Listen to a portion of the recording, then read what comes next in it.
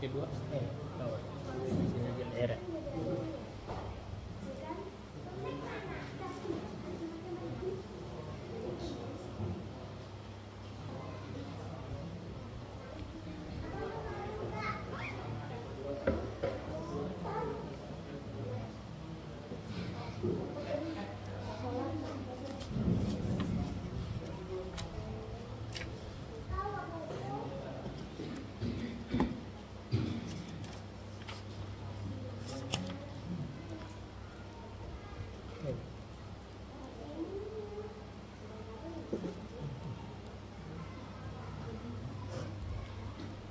Assalamualaikum warahmatullahi wabarakatuh. Innal hamdalillah, segala puji hanya bagi Allah. Nahmaduhu wa nasta'inuhu wa nastaghfiruh. Kita memujinya, memohon pertolongan kepadanya dan memohon ampunan kepadanya. Wa na'udzu billahi min syururi anfusina wa min sayyiati a'malina. Dan kita berlindung pada Allah dari keburukan jiwa kita masing-masing dan dari keburukan amalan-amalan kita.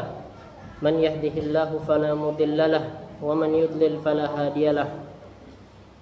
Barang siapa yang Allah berikan petunjuk, maka tidak ada seorang pun yang dapat menyesatkannya. Dan barang siapa yang Allah sesatkan, maka tidak ada yang dapat memberikannya petunjuk. Asyhadu an la ilaha illallah wahdahu la syarikalah wa asyhadu anna Muhammadan abduhu wa rasuluh. Aku bersaksi bahwasanya tidak ada Tuhan yang berhak untuk diibadahi dengan benar kecuali Allah satu-satunya. Tidak ada satupun sekutu baginya. Dan aku bersaksi bahwasanya Nabi Muhammad sallallahu alaihi wasallam adalah hambanya dan juga utusannya. Ya ayyuhalladzina amanu taqullaha haqqa tuqatih wa la tamutunna illa wa antum muslimun. Wahai orang-orang yang beriman, bertakwalah kepada Allah dengan sebenar-benar ketakwaan, dan janganlah kalian wafat kecuali dalam keadaan beriman. Ya ayyuhan nasu taqu rabbakumul ladzi khalaqakum min nafsin wahidah. Wahai sekalian manusia, bertakwalah kepada Rabb kalian, Tuhan kalian, yang telah menciptakan kalian dari jiwa yang satu, yaitu Nabi Adam alaihi salam. Wa khalaqa minha zawjaha wa bassa minhuma rijalan katsiran wa nisaa. Dan menciptakan dari jiwa yang satu tersebut istrinya, yaitu Hawa alaihissalam, dan mengembangbiakkan dari satu pasangan tersebut laki-laki dan perempuan yang banyak. Wattaqullaha alladzi tasaaluna bihi wal arham innallaha kana 'alaikum raqiba. Dan bertakwalah kepada Allah yang kalian saling meminta dengan menyebut namanya, dan jagalah hubungan silaturahim, sesungguhnya Allah Maha mengawasi kalian. Ya ayyuhalladzina amanu taqullaha wa qulu qawlan sadida. Wahai orang-orang yang beriman, bertakwalah kepada Allah dan bertutur katalah dengan tutur kata yang baik. Yuslih lakum a'malakum wa yaghfir lakum dzunubakum. Niscaya Allah akan memperbaiki amalan kalian dan akan mengampuni dosa-dosa kalian. Wa man yuti'illaha wa rasulahu faqad faza fawzan 'azima. Dan barang siapa yang mentaati Allah dan Rasulnya, maka sungguh ia telah mendapatkan kemenangan yang besar. Amma ba'd, fa inna asdaqal hadis kitabullah. Sungguhnya sebaik-baik perkataan adalah kitabullah Al-Quran. Wa khairal hadi hadi Muhammadin sallallahu alaihi wasallam. Dan sebaik-baik petunjuk adalah petunjuk Nabi Muhammad sallallahu alaihi wasallam. Wa syarrul umuri muhdatsatuha. Dan seburuk-buruk perkara adalah perkara yang diada-adakan di dalam agama. Wa kullu muhdatsatin bid'ah. Setiap perkara yang diada-adakan di dalam agama disebut dengan bid'ah. Wa kullu bid'atin dhalalah. Dan setiap bid'ah adalah kesesatan. Jamaah rahimakumullah, kita bersyukur pada Allah yang telah memberikan kita nikmat yang banyak. Nikmat sehat, nikmat waktu luang, nikmat diselamatkan dari berbagai musibah, dan juga nikmat hidayah Islam, nikmat hidayah agar kita sampai sekarang masih bisa melakukan salat maghrib berjamaah. Dan ini semua tidak akan bisa kita lakukan kecuali karena hidayah dari Allah. Kemudian jamaah rahimakumullah, tak lupa saya ingatkan kepada diri saya pribadi dan jamaah sekalian untuk senantiasa bersyukur dan mengingat bahwasanya nikmat-nikmat yang kita peroleh ini semuanya ada pertanggungjawabannya. Allah Subhanahu wa taala berfirman, "Tsumma la tus'alunna yawma idzin 'anil na'im." Kemudian pada hari tersebut, yaitu hari kiamat, kalian benar-benar akan ditanya tentang nikmat yang kalian peroleh. Kemudian jamaah rahimakumullah, tidak juga bosan saya ingatkan untuk agar kita memahami bahwasanya nikmat yang kita peroleh harus kita gunakan untuk ketaatan kepada Allah seluruhnya. Allah Subhanahu wa taala berfirman, "Wal 'asr," demi masa, demi waktu. "Innal insana lafi khusr," sesungguhnya setiap manusia dalam keadaan merugi. "Illal ladzina amanu wa 'amilus shalihat wa tawassaw bil haqq wa tawassaw bis sabr."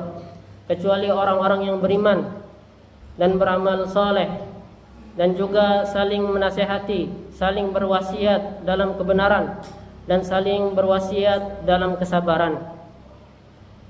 Kemudian jamaah rahimakumullah, kita juga mengingat tujuan kita diciptakan di dunia ini, yaitu untuk beribadah hanya kepada Allah. Allah Subhanahu wa taala berfirman, "Wa ma khalaqtul jinna wal insa illa liya'budun."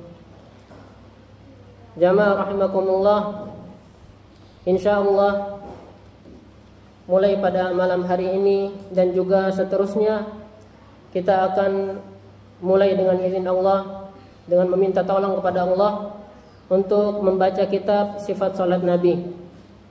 Sifatus salatin Nabi sallallahu alaihi wasallam minat takbir ila taslim ka'annaka taraha.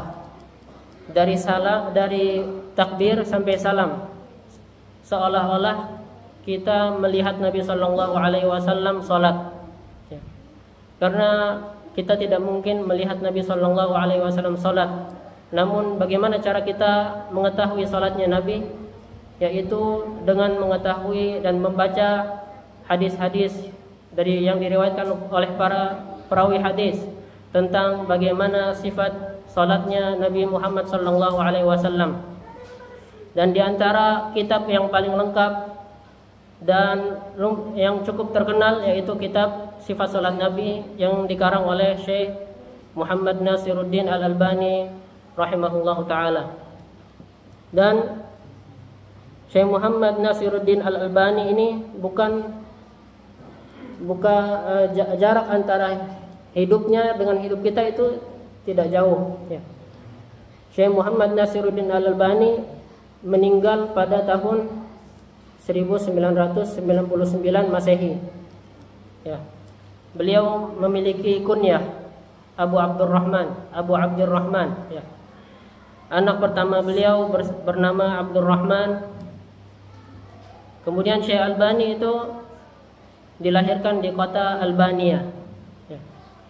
Salah satu kota di bagian Eropa, ya. Dan beliau itu bukan orang Arab. Syekh Albani bukan orang Arab, namun keilmuan beliau banyak melampaui orang-orang Arab, ya. Bahkan orang-orang Arab juga menjadikan Syekh Albani sebagai rujukan dalam tashih, dalam mensahihkan hadis dan mendhaifkan hadis. Nah, ini juga sebagai motivasi bagi kita. Bagi kita walaupun kita bukan orang Arab, namun hendaknya kita juga bersemangat dalam mempelajari bahasa Arab agar kita dimudahkan untuk memahami Al-Quran dan Sunnah yang semuanya berasal dari menggunakan bahasa Arab.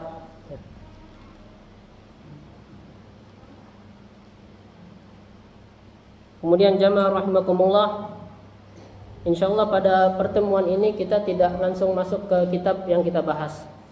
Namun kita akan membacakan sedikit muqaddimah yang berkaitan dengan pentingnya salat.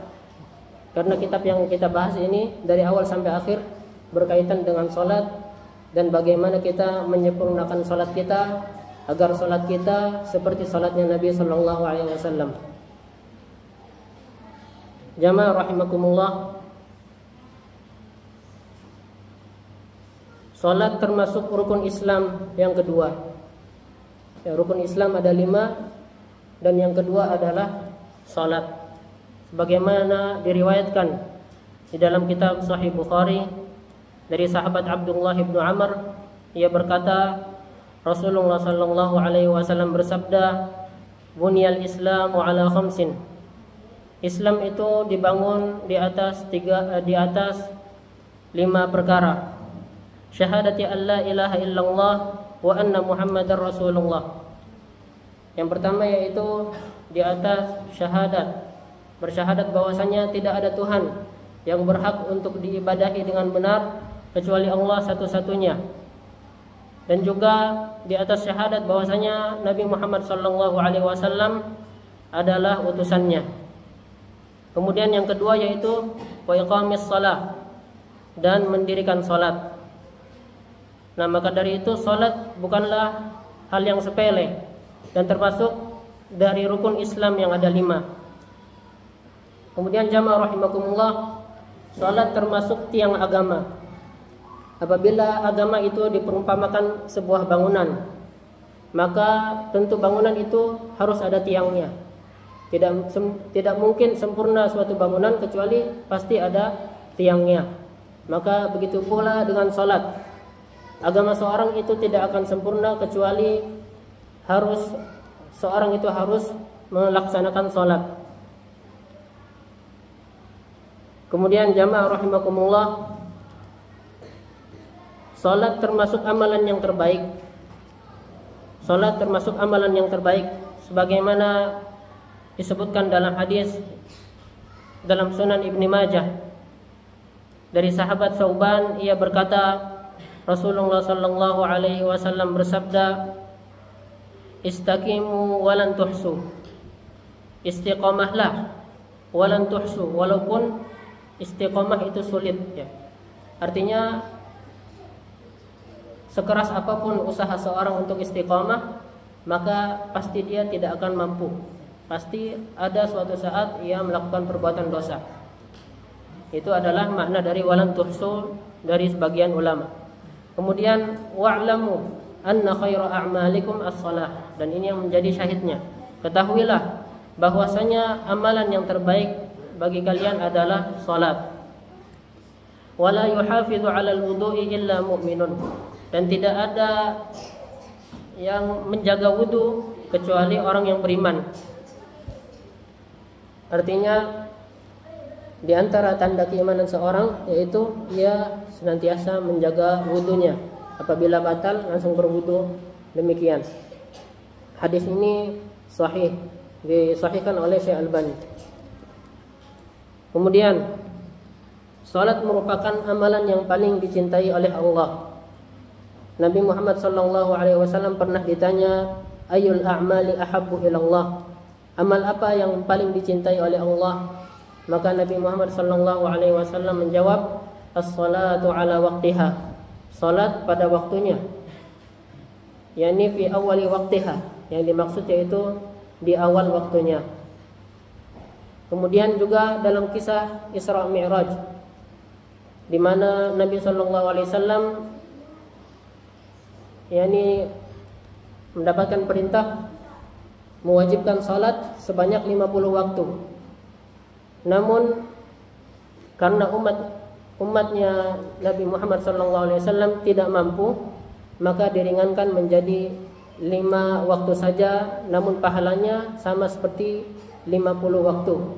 Dan ini merupakan bentuk tanda cintanya Allah Subhanahu wa taala terhadap amalan salat, sampai diwajibkan pada awalnya 50 waktu salat. Kemudian jamaah rahimakumullah, salat merupakan tolak ukur kebaikan bagi amalan yang lain. Ya, apabila salatnya baik, maka amalan yang lain akan baik juga. Sebagaimana yang dinasihati oleh Syekh bin Baz rahimahullah, ia berkata, "Hadza jaa'a fil hadits anhu sallallahu alaihi wasallam." Ada sebuah hadis dari Nabi sallallahu alaihi wasallam, annahu qala, bahwasanya beliau bersabda, awwalu ma yuhasabul 'abdu min 'amalihi salatuhu. Amalan yang pertama dihisab dari seorang hamba yaitu salatnya. Fa in salahat faqad aflaha wa anjaha. Apabila salatnya baik maka ia telah beruntung dan sukses. Wa in fasadat faqad khaba wa khasira. Dan apabila salatnya itu rusak maka ia telah merugi dan celaka. Yakni in sahhat salatuhu wastaqamat qabilaha wa qabilaha Allah minhu fadzalika min asbabi qabuli baqiyati a'malihi. Apabila salatnya baik dan ia istiqamah dalam salatnya, maka Allah akan menerima amalan salatnya itu. Dan dengan sebab itu ia akan dimudahkan untuk amalan-amalan yang lain. Wa in adha'a as-salata wa lam tastaqim as-salatu, dan apabila ia menyia-nyiakan salatnya dan tidak istiqamah di dalam salat, fahuwa min asbabi dhaya'i a'malihi, maka hal tersebut menjadi sebab ia menyia-nyiakan amalan-amalan yang lain. Fas-salatu kal mizan li baqiyatil a'mal, maka salat itu perumpamaan timbangan bagi amalan-amalan yang lain. Apabila salatnya baik, maka amalan-amalan yang lain juga dimudahkan untuk baik. Oleh karena itu, di antara para periwayat hadis, mereka apabila ingin mengambil hadis dari seseorang, maka di antara cara menilainya adalah melihat dari salatnya. Apabila salatnya buruk, maka terkadang mereka tidak jadi untuk mengambil hadis darinya. Kemudian jamaah rahimakumullah, hal ini selaras dengan firman Allah, innas salata tanha 'anil fahsya'i wal munkar. Sesungguhnya salat itu mencegah dari perbuatan buruk dan mungkar. Namun apabila kita telah melakukan salat namun kita juga masih melakukan perbuatan mungkar, maka boleh jadi salat kita itu masih kurang sempurna, baik dari keikhlasannya maupun dari sunnah-sunnah dan tata cara salat yang lainnya. Kemudian jamaah rahimakumullah, di antara tanda pentingnya salat yaitu sebagian ulama mengkafirkan orang-orang yang meninggalkan salat, dan juga sebagian ulama mengkafirkan orang-orang yang menganggap, yakni mengingkari kewajibannya salat. Dan mereka berdalil dengan sebuah hadis yang diriwayatkan oleh Imam Muslim. Nabi Muhammad sallallahu alaihi wasallam bersabda, "Inna bainar rajuli wa bainasy syirki wal kufri tarkas shalah." Sesungguhnya yang menghalangi antara seseorang itu dengan kekafiran yaitu salat. Apabila ia meninggalkan salat, maka dia diancam dengan kekafiran dan kesyirikan. Namun para ulama berselisih tentang makna hadis ini, apakah orang yang meninggalkan salat itu kafir atau orang yang menganggap atau mengingkari kewajiban salat itu kafir. Yang jelas salat itu merupakan hal yang sangat penting dan bukan hal yang main-main. Kemudian jamaah rahimakumullah, Nabi Muhammad sallallahu alaihi wasallam memperumpamakan salat seperti salat 5 waktu itu seperti orang yang membersihkan dirinya sebanyak 5 kali. Salat 5 waktu sebagai penggugur dosa, sebagaimana orang yang mandi itu membersihkan kotoran dari badannya. Sebagaimana dalam sebuah hadis dalam riwayat Muslim dari sahabat Jabir bin Abdullah, ia berkata, Rasulullah sallallahu alaihi wasallam bersabda, "Matsalus salawatil khamsi kamatsali nahrin jarin ghamrin ala babi ahadikum yaghtasilu minhu kulla yaumin 5 marrat." Permisalan salat 5 waktu itu seperti sungai yang mengalir, yang deras airnya, yang berada di depan rumah kalian. Lalu seorang itu mandi di sungai tersebut sebanyak 5 kali dalam sehari. Maka ini untuk memperumpamakan orang yang salat itu gugur dosa-dosanya sebagaimana orang yang mandi itu bersih dari kotoran yang ada di badannya. Berkata seorang tabi'in yang bernama Al-Hasan tentang hadis ini, wa ma yubki dzalika minad daran. Yani tidak mungkin apabila orang itu mandi 5 kali, tidak mungkin ada sisa kotoran yang menempel di badannya. Begitu juga dengan salat. Apabila kita salat dengan salat yang sempurna, dengan memenuhi, melaksanakan setiap rukun-rukunnya, kewajibannya, sunnah-sunnahnya, dan kita melakukan salat dengan khusyuk dan ikhlas, maka hal tersebut sangat berpengaruh untuk amalan-amalan ibadah kita yang lain, dan juga termasuk cara untuk agar dosa kita diampuni seluruhnya.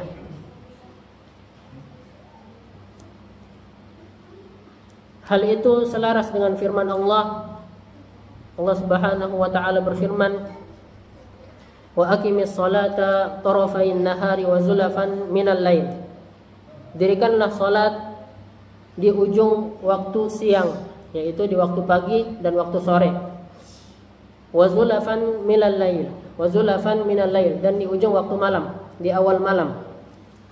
Innal hasanati yudhibnas sayyi'at dzalika dzikra lidzakirin. Sesungguhnya kebaikan itu dapat menghapus keburukan-keburukan. Setiap amalan-amalan baik bisa menghapus atau dengan sebabnya diampuni dosa-dosa kita.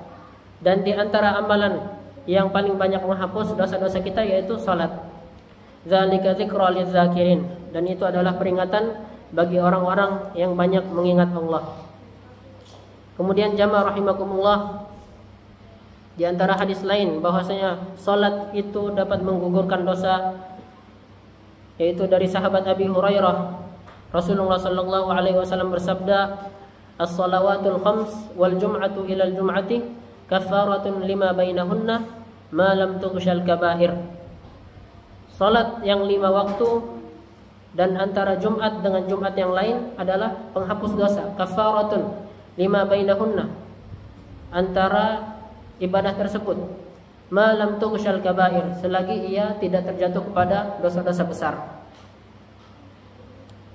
Kemudian jamaah rahimakumullah, di antara keutamaan salat adalah salat dikatakan sebagai cahaya yang memberi hidayah kita, baik menjauhi kita dari perbuatan-perbuatan dosa lain ataupun sebagai cahaya di hari kiamat nanti.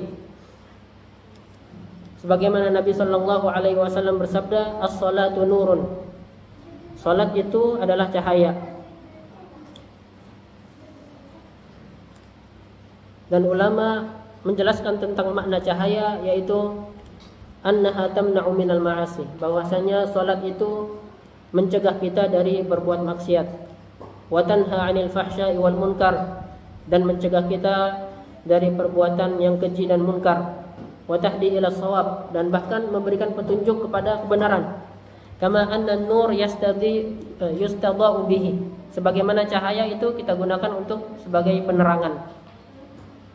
Wa qila ma'nahu annahu yakunu ajruha nuran li sahibiha yaumal qiyamah, dan juga dikatakan makna cahaya adalah bahwasanya pahala dari salat itu bermanfaat sebagai cahaya di hari kiamat nanti bagi orang yang melakukan salat itu.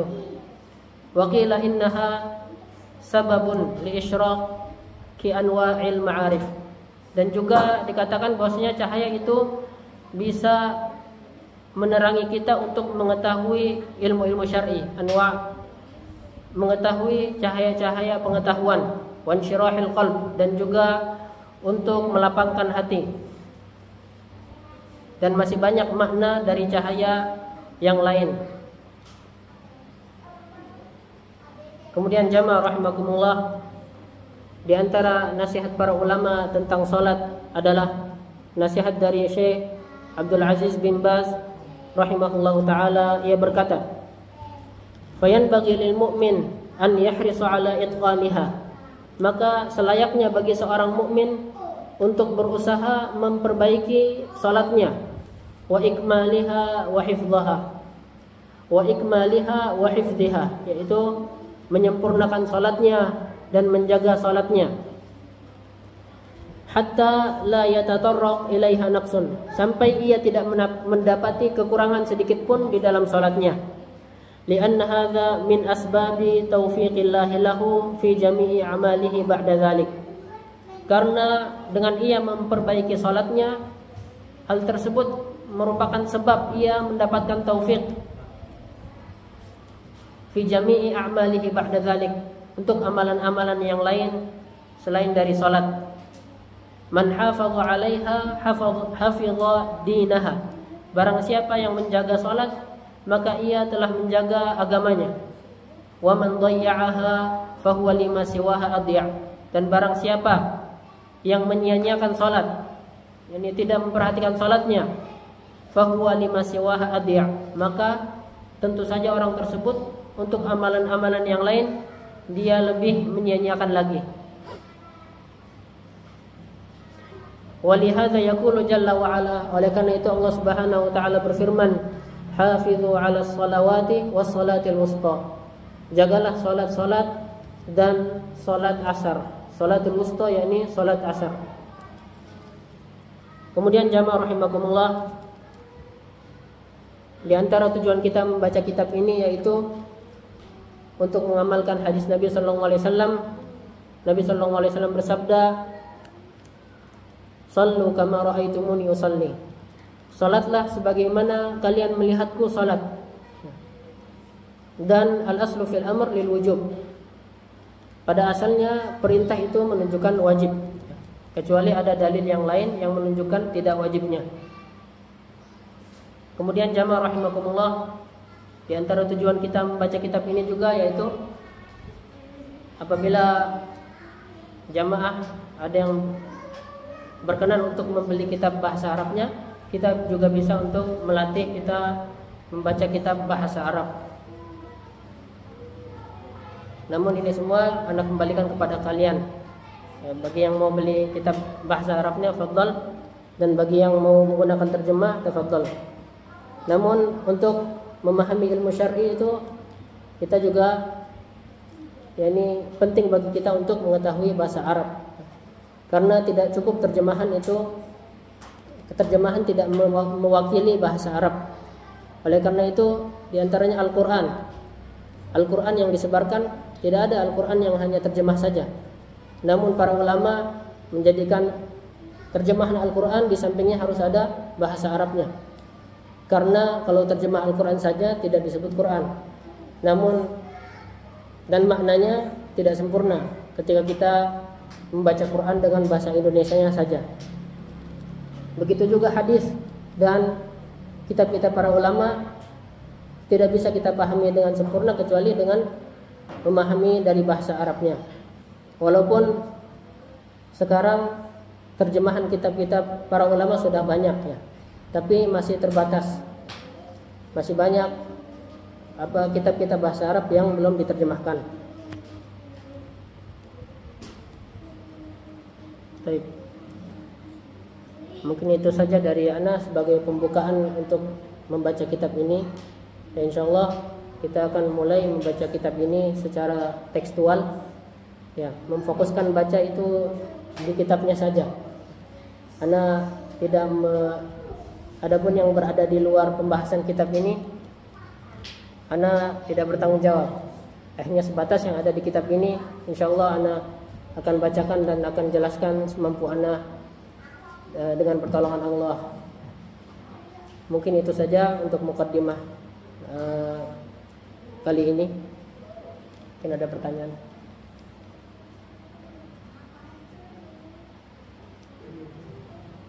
Silakan.